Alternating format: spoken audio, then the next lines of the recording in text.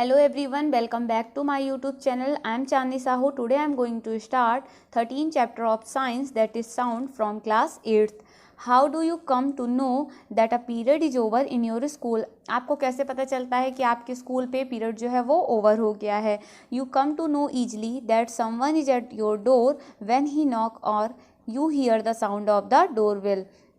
तो जब आपके घर पे कोई आया होता है आपके डोर पे, तो जब वो नॉकिंग करता है या फिर आपके डोरबेल को बजाता है तो आप उसका साउंड सुन के आपको पता लग जाता है कि घर पे कोई आया हुआ है. Most of the time you can make out that someone is approaching you by just hearing the foot step. तो कई बार क्या होता है, हम लोग किसी के फुट स्टेप को सुन करके ही हमें पता चल जाता है कि कोई व्यक्ति आया हुआ है. You might have played a game called hide and seek. In this game, a person is blindfolded and has to catch the remaining player. How is the blindfolded person able to guess which player is closest to her? तो आप लोगों ने hide and seek game खेला ही होगा. इस पे क्या करते हैं, एक पर्सन के आँख पे पट्टी बांध देते हैं और उसको दूसरों को बोला जाता है पकड़ने के लिए. तो किस तरीके से वो व्यक्ति जिसकी आँख पे पट्टी बंधी हुई है वो गेस कर लेता है कि वो जो मतलब उसके पास जो प्लेयर है वो उसके पास में है. Sound play an important role in our life. It help us to communicate with one another. तो देखिए, जो साउंड्स होते हैं वो हमारे लाइफ में बहुत ज़्यादा इम्पॉर्टेंट रोल प्ले करते हैं. वो हमें हेल्प करते हैं कि हम लोग एक दूसरे से कम्युनिकेट कर सके. We hear a variety of sound in our surrounding. तो हम लोग अपने सराउंडिंग में बहुत सारे वेराइटी के साउंड को सुनते हैं.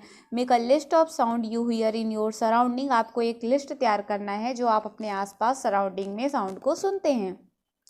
In the music room of your school, you hear the sound made by musical instrument like as flute, tabla, harmonium etcetera. तो यदि आप अपने स्कूल के म्यूजिक रूम पे गए होंगे तो आपने वहाँ तरह तरह के साउंड सुने होंगे, जैसे कि म्यूजिकल इंस्ट्रूमेंट्स जो कि बनते हैं, जैसे कि फ्लूट हो गया, तबला हो गया, हारमोनियम से आप लोगों ने जो इसमें साउंड प्रोड्यूस होता है उसको आपने सुना होगा. How is sound produced, how does it travel from one place to another. तो अब बताइए, जो साउंड है वो किस तरीके से प्रोड्यूस होता होगा. जो साउंड वेव्स होती है वो एक प्लेस से दूसरे प्लेस से तक किस तरह से ट्रैवल करती होंगी. How do we hear sound, हम लोग साउंड कैसे सुनते हैं. Why are some sound louder than other. तो कुछ साउंड जो होते हैं वो दूसरे साउंड की अपेक्षा काफ़ी ज़्यादा लाउड होते हैं. ऐसा क्यों होता है. We shall discuss such question in this chapter. तो हम लोग इस चैप्टर पे सारे क्वेश्चंस को डिस्कस करेंगे. 13.1 that is sound is produced by a vibrating body. तो देखिए, जो वाइब्रेटिंग बॉडी से साउंड प्रोड्यूस होता है, मतलब यदि कहीं पे कोई बॉडी है वो वाइब्रेट कर रही है तो वहाँ से साउंड प्रोड्यूस होगा. Touch the school bell when not is use what do you feel. तो आपको अपने स्कूल बेल को टच करना है. जब आप वहाँ पे फील करोगे कि आपको किस टाइप से आपको वहाँ पे सुनाई देता है. तो आपको जबकि स्कूल बेल स्थिर है तो वहाँ पे आप उसको टच करोगे तो आपको कोई साउंड सुनाई नहीं देगा. Again touch it when producing sound, can you feel it vibrating. फिर आपको दोबारा उसको चेक करना है. जब उसमें से साउंड प्रोड्यूस होगा तो आपको फील करना है कि जब आप उसको टच करते हैं तो वो क्या होगा, वाइब्रेट होगा, और वाइब्रेट होने की वजह से उसमें साउंड जो है वो प्रोड्यूस होता है. फिर वही यहाँ पे एक्टिविटी बताई गई है कि यहाँ पे एक बच्चा है, ये उसको बांधा हुआ है और उसमें से साउंड प्रोड्यूस कर रहा है. तो इसको आप लोग देख लीजिएगा. The to and fro or back and forth motion of an object is termed as the vibration. As you learnt in class 7, when a tightly stretched band is plugged, it vibrates and produce sound. When it stop vibrating, it does not produce any sound. तो आप लोगों ने class 7 में भी ये चीज़ पढ़ा हुआ है, वाइब्रेशन के बारे में पढ़ा है. जब हम किसी बैंड को टाइटली खींचते हैं और उसको क्या करते हैं, उस पर थोड़ा सा उसमें मोशन कराते हैं तो उसमें क्या होता है, वो वाइब्रेट करना स्टार्ट हो जाता है. और जब वाइब्रेट करना स्टार्ट हो जाता है तो वहाँ से साउंड प्रोड्यूस होता है. और जब वाइब्रेशन होना बंद हो जाता है तो साउंड प्रोड्यूस नहीं होता है. वही चीज़ यहाँ पे एक्टिविटी के थ्रू यहाँ पे बताया जा रहा है. We see that a vibrating object produce sound. In some cases, the vibration are easily visible to us. देखिए, हम लोग देखते हैं कई तरीके के वाइब्रेटिंग ऑब्जेक्ट देखते हैं जो कि साउंड प्रोड्यूस करते हैं. तो कभी कभी क्या होता है, जो वाइब्रेशन होता है उसको हम लोग ईजिली देख सकते हैं.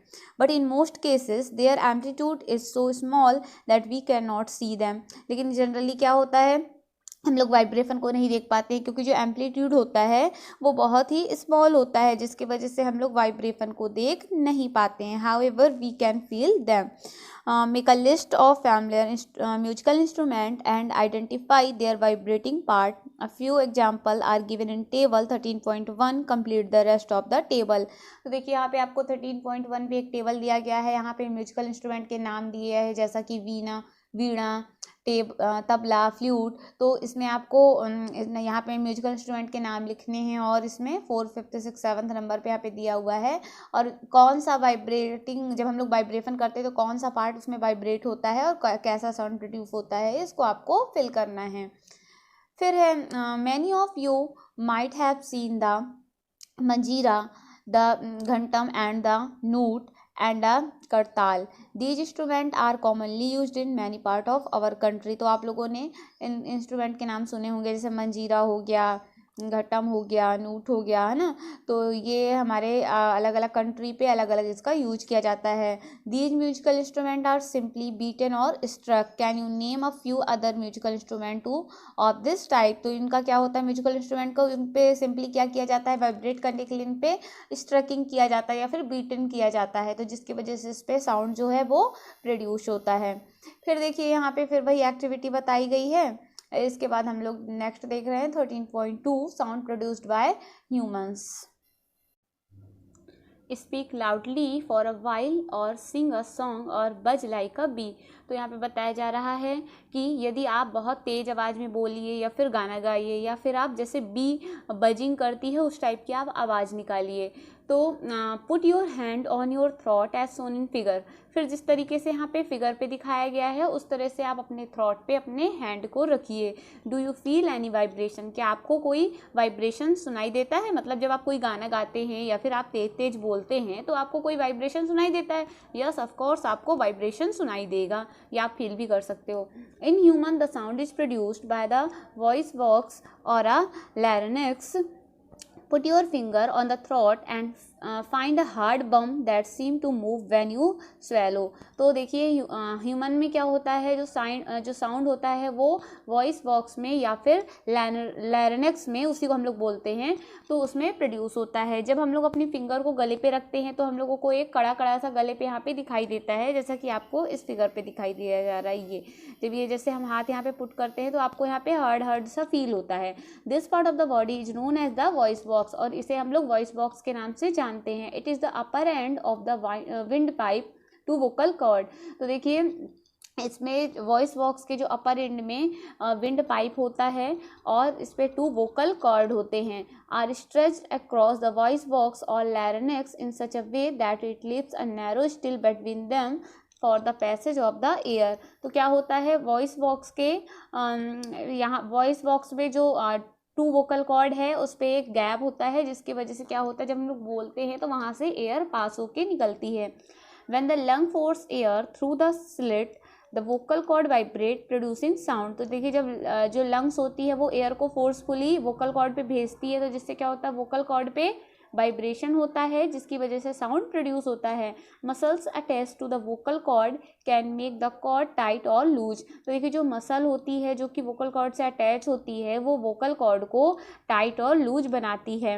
When the vocal cord are tight and thin the type or quality of the voice is different. तो देखिए जब वोकल कॉर्ड बहुत ज़्यादा टाइट हो जाता है या फिर थिन हो जाता है तो वॉइस की जो क्वालिटी पे थोड़ा डिफरेंट आपको समझ में आएगा. From the when they are loose and thick, let us see how to vocal cord function. तो वही चीज़ है, यहाँ पे वोकल कॉर्ड के बारे में बताया जा रहा है. फिर यहाँ पे वही एक्टिविटी है, एक्टिविटी के थ्रू आपको समझना है. नेक्स्ट है 13.3 sound needs a medium for propagation. अब देखिए यहाँ पे ये बताया जा रहा है कि जो साउंड होता है, साउंड की वेव्स होती हैं. एक्चुअली जो साउंड हम लोग जो भी सुनते हैं ना, वो साउंड वेव्स के फॉर्म पे एक स्थान से दूसरे स्थान तक ट्रेवल करती हैं. तो साउंड वेव्स को प्रोपगेट होने में, यानी कि चलने पे, हमें मीडियम की आवश्यकता होती है. When you call up your friend who is standing at a distance, your friend is able to hear your voice. तो देखिए यदि आपका कोई फ्रेंड है जो कि कुछ डिस्टेंस पे खड़ा है, आपको उसको कॉल करना है, आप उसको बुलाएंगे जो थोड़ा काफ़ी डिस्टेंस में खड़ा है, तो वो आपकी मतलब देखिए पास में खड़ा है तो वो आपकी वॉइस को सुन पाएगा। How does the sound propagate और ट्रैवल टू हर। तो देखिए सिंपल सा यहाँ पे ये बताया जा रहा है कि आपका एक फ्रेंड है जो आपसे थोड़ा डिस्टेंस में खड़ा हुआ है। अब आपको उस फ्रेंड का नाम लेना है, बुलाना है, तो आप उसको आवाज़ निकाल करके बोलोगे। आपका फ्रेंड आपकी वॉइस को सुनने में एबल है ना। तो ये जो साउंड है वो किस तरीके से उस तक पहुँच जा रहा है, प्रोपोगेट हो रहा है या फिर ट्रैवल हो रहा है, मतलब वही कि किस टाइप से उस पर पहुँच पा रहा है उसके तक, जिससे वो आपकी वॉइस को सुन पा रहा है। Can you think of the explanation. Is it possible that decreasing amount of air in the tumbler had something to do with decreasing loudness of the ring।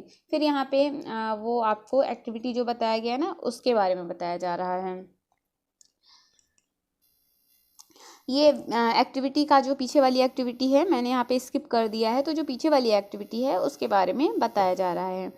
फिर हम लोग यहाँ से देखेंगे, इसमें जो इम्पोर्टेंट है वो है ये, यहाँ से हम लोग देखेंगे we find that sound can travel through wood और metal. In fact, sound can travel through any solid. You can perform interesting activity to show that sound can also travel through string। तो देखिए हम लोगों ने इस तरह से पाया कि जो साउंड है वो वुड और मेटल पे ट्रेवल करता है। इसके अलावा साउंड जो है वो किसी सॉलिड से भी ट्रेवल कर सकता है। फिर यहाँ पे आप लोगों को एक एक्टिविटी, इंटरेस्टिंग एक्टिविटी को परफॉर्म करने को बोला जा रहा है जो कि स्ट्रिंग के द्वारा है। Have you ever made a toy telephone. Can you say that sound can travel through strings. मतलब आपको क्या करना है, यहाँ पे एक आपको टेलीफोन बनाना है, मतलब टॉय वाला, है ना। तो उसमें आपको एक स्ट्रिंग लेनी है, स्ट्रिंग से आपको जोड़ देना है इसको। फिर आपको देखना है कि क्या आपको इसमें से कोई भी आवाज़ आपको सुनाई देगी। We have learn so far that vibrating object produce sound and is it carry in all direction in a medium. The medium could be a gas or liquid or a solid. How do we hear it? तो देखिए यहाँ पे ये बताया जा रहा है कि हम लोगों ने देखा कि कोई भी जो साउंड होता है वो वाइब्रेशन की वजह से प्रोड्यूस होता है, और यदि हम लोग उसको एक डायरेक्शन से दूसरे डायरेक्शन पे मूव कराते हैं तो हमको उसको कुछ ना कुछ मीडियम की हमें ज़रूरत होती है। वो मीडियम कोई गैस भी हो सकता है, लिक्विड भी हो सकता है या फिर सॉलिड भी हो सकता है। तो ये हो गया, यहाँ से इससे क्लियर होता है कि जो साउंड वेव्स होती हैं उसको प्रोपोगेट होने के लिए कुछ ना कुछ मीडियम की ज़रूरत होती है, और वो मीडियम मतलब गैस, लिक्विड या फिर सॉलिड में कुछ भी हो सकता है।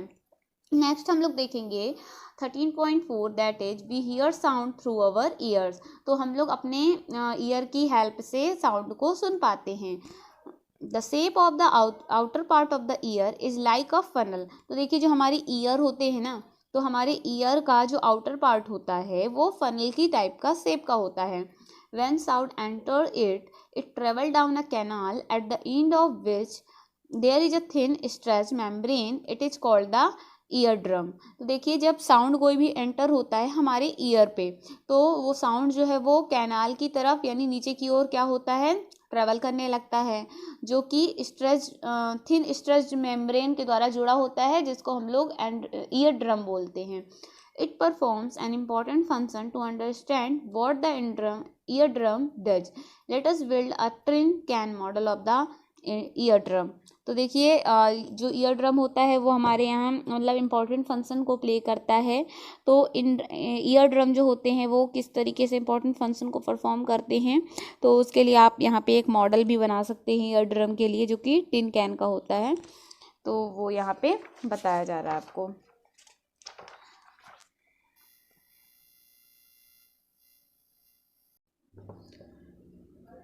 The eardrum is like a stretched rubber sheet. Sound vibration make the eardrum vibrate।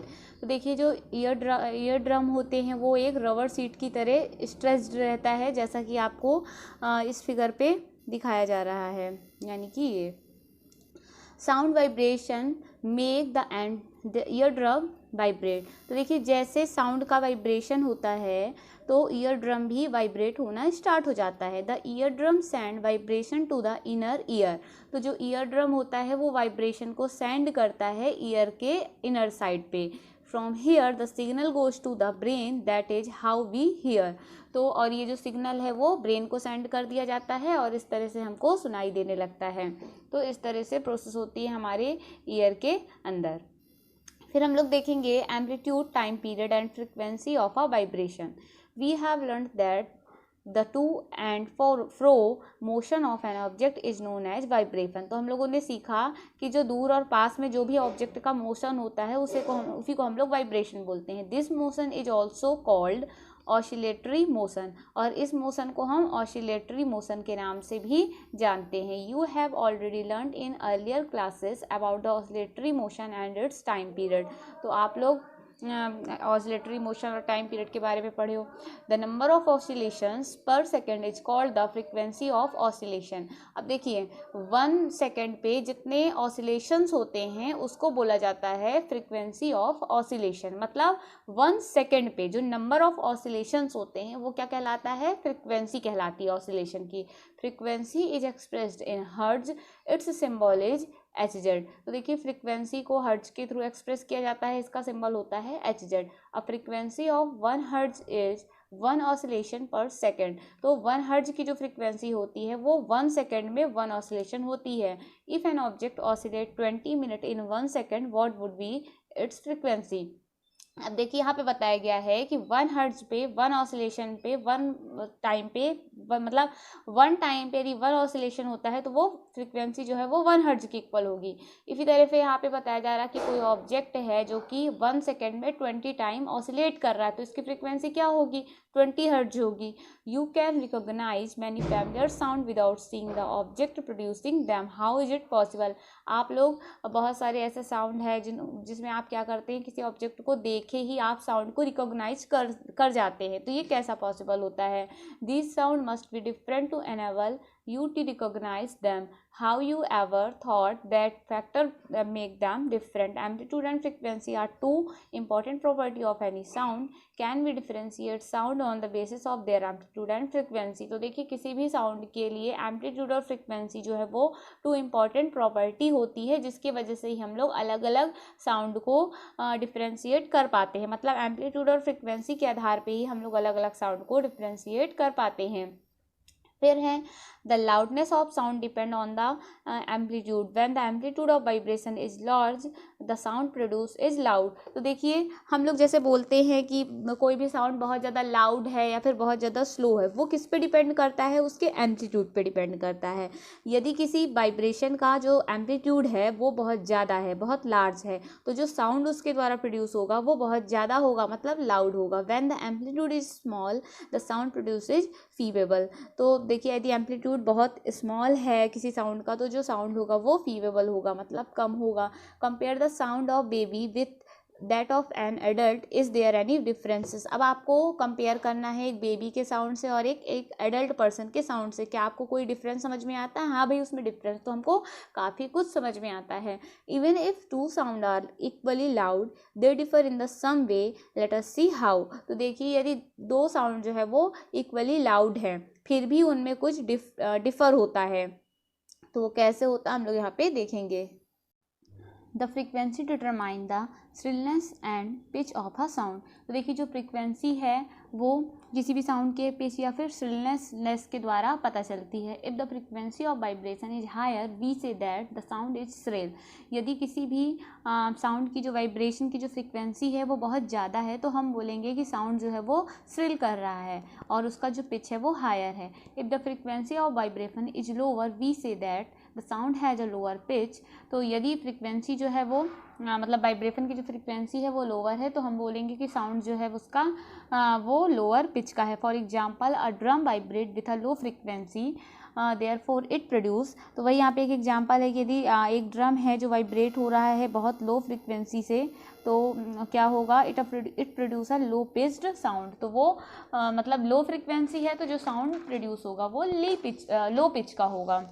On the other hand A whistle has a high frequency and therefore produce a sound of higher pitch. वही ये whistle होती है जो हम लोग उसको बजाते हैं तो वो बहुत तेज़ फ्रिक्वेंसी की होती है, इसलिए उसका जो पिच है वो हायर होता है. A bird makes a high pitched sound whereas a lion make a low pitched roar. तो वही है कि जो बर्ड्स हैं वो हाई पिच का साउंड जनरेट करती हैं और वहीं हम लोग लायन की बात करें तो वो लो पिच का साउंड जनरेट करता है. How ever the roar of a lion is very loud while the sound of the bird is quite feeble. तो देखिए जबकि जो लायन होता है जब वो दहाड़ता है तो उसका जो साउंड होता है वो काफ़ी ज़्यादा लाउड होता है, जबकि जो बर्ड्स हैं वो जब चहचहाती हैं तो उसका जो साउंड होता है वो फीबल होता है. Every day you here the voice of children and adult, do you find any differences in their voice. आप सभी लोग अपने डेली लाइफ में बच्चों और एडल्ट की वॉइस को सुनते हैं तो दोनों साउंड में आपको क्या डिफरेंस समझ में आता है. Can you say that the frequency of the voice of a child is higher than that of adult. तो क्या हम ये बोल सकते हैं कि जो एक बच्चे की फ्रिक्वेंसी होती है वो हायर होती है एडल्ट की अपेक्षा. Usually the voice of women has a higher frequency than that of a man. देखिए क्या होता है जो वुमेन की वॉइस होती है वो हायर फ्रिक्वेंसी की होती है. हायर फ्रिक्वेंसी की होती है इस वजह से वो क्या होता है उसका पिच हाई होता है, मतलब पतली आवाज़ होती है. जितना ज़्यादा पिच हाई होगा उसकी वॉइस जो है उतनी पतली होती है. जबकि मैन की क्या होती है लो पिच होता है लेकिन उसकी जो आवाज़ होती है थोड़ा सा भारी होती है. तो वही है जैसे कि जो शेर है वो जब दहाड़ता है तो उसकी आवाज़ जो थोड़ा भारी सुनाई देती है क्योंकि वो लो पिच की होती है. और यदि वही बर्ड्स की बात करें तो बर्ड्स का जो साउंड होता है वो हायर पिच का होता है, जिसकी वजह से जो उसकी चहचहाने की आवाज़ होती है वो हमको उतनी ज़्यादा सुनाई नहीं देती क्योंकि वो पतली होती है. नेक्स्ट है ऑडियोबल एंड इनऑडियोबल साउंड. तो कौन से ऐसे साउंड है जो ऑडियोबल होते हैं जिन्हें हम सुन सकते हैं और जिन्हें हम नहीं सुन सकते. We know that we need a vibrating body for the production of sound. Can we hear the sound of all vibrating body. तो हम लोग जानते हैं कि सभी बॉडी जो है वो साउंड को प्रोड्यूस करती है, लेकिन क्या हम सभी प्रकार के साउंड को सुन पाते हैं. The fact is that sound of frequency less than about 20 vibration per second that is 20 hertz can not be detected by the human ear. तो देखिए क्या होता है 20 वाइब्रेशन मतलब पर सेकेंड में 20 वाइब्रेशन यदि हो रहा है, यानी हम बोले कि 20 हर्ट्ज की फ्रिक्वेंसी है, तो उससे कम यदि है किसी भी ऑब्जेक्ट का जो साउंड है वो 20 हर्ट्ज से कम है तो हमारे ह्यूमन ईयर उसको डिटेक्टेड नहीं कर पाते, यानी कि सुन नहीं पाते हैं. सच साउंड आर कॉल्ड इनऑडियोबल. और इनके इस साउंड को हम लोग क्या बोलेंगे इनऑडियोबल बोलेंगे.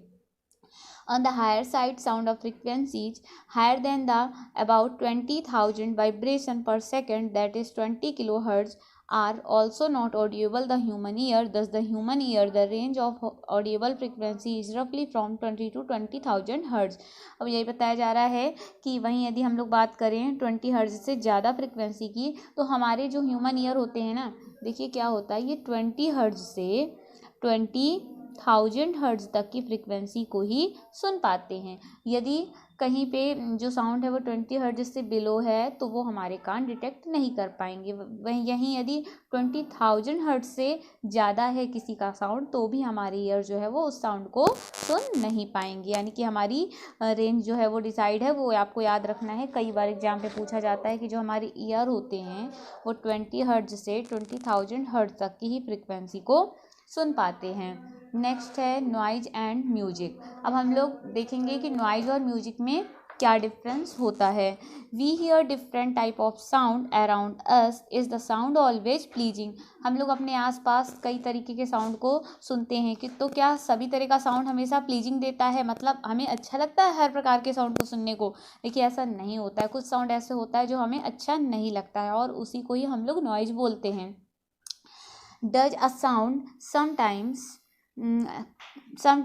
cause discomfort to you? Some sound are pleasant to ear whereas some are not. वही है कि कुछ साउंड जो होता है वो हमारे कान में सुनने में अच्छे लगते हैं और कुछ का सुनना हमें अच्छा नहीं लगता है. Suppose construction work is going on in your neighbourhood. Are the sound coming from the construction site pleasing. तो वही है कि यदि आपके आस पड़ोस में कंस्ट्रक्शन वर्क हो रहा है तो उसमें से जो साउंड है क्या वो आपको अच्छा लगता है, प्लीजिंग फील होता है आपको सुनने में, तो नहीं होता है.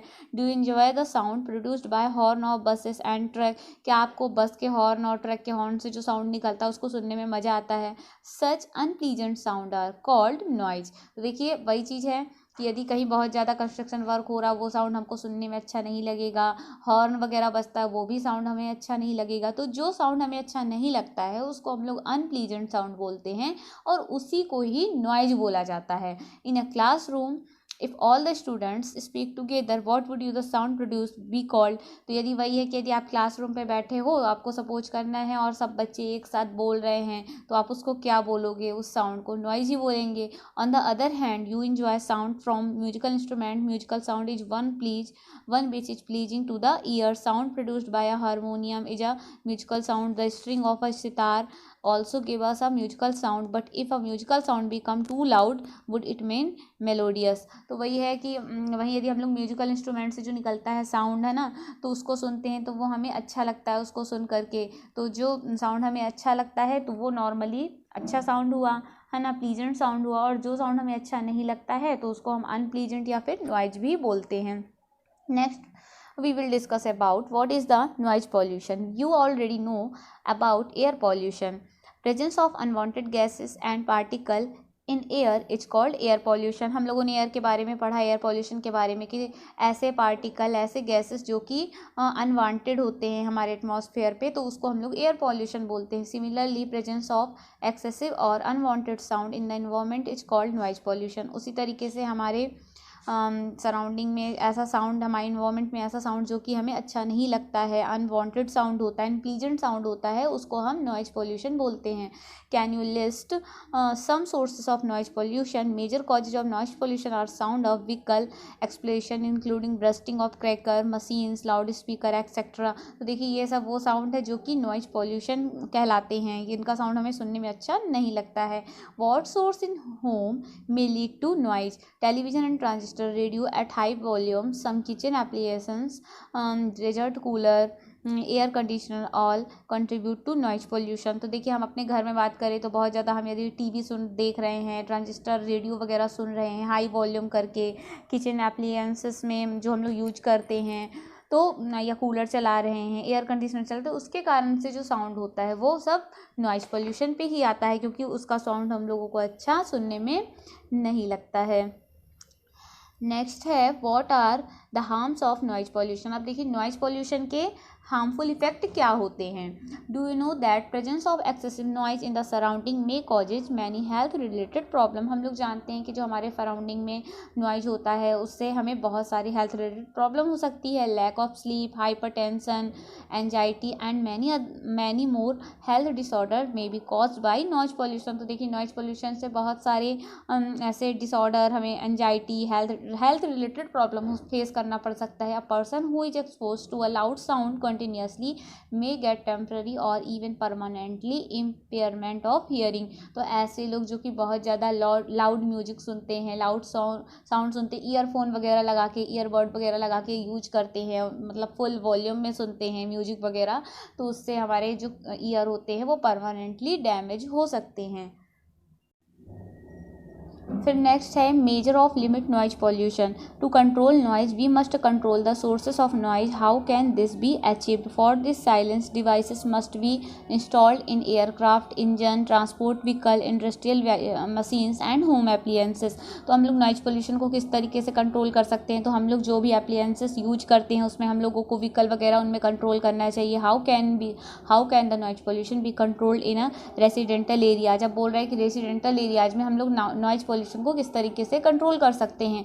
All noisy operation must be conducted away from any residential area. तो जितने भी नॉइजी ऑपरेशन होते हैं, मतलब कि नॉइजी जो भी अपन लोग यूज करते हैं उनको रेसिडेंटल एरिया से अलग करना चाहिए, दूर यूज करना चाहिए। Noise producing industries should be set up away from such areas. ऐसे एरिया से जहाँ पे रेसिडेंटियल एरिया होता है वहाँ से जो इंडस्ट्री वगैरह है जो कि नॉइज़ को जनरेट करती हैं वो दूर होनी चाहिए industry. Use of automobile horn should be minimized. जो ऑटोमोबाइल हॉर्न है उसका यूज हमें कम से कम करना चाहिए। TV and music system should be run at low volume.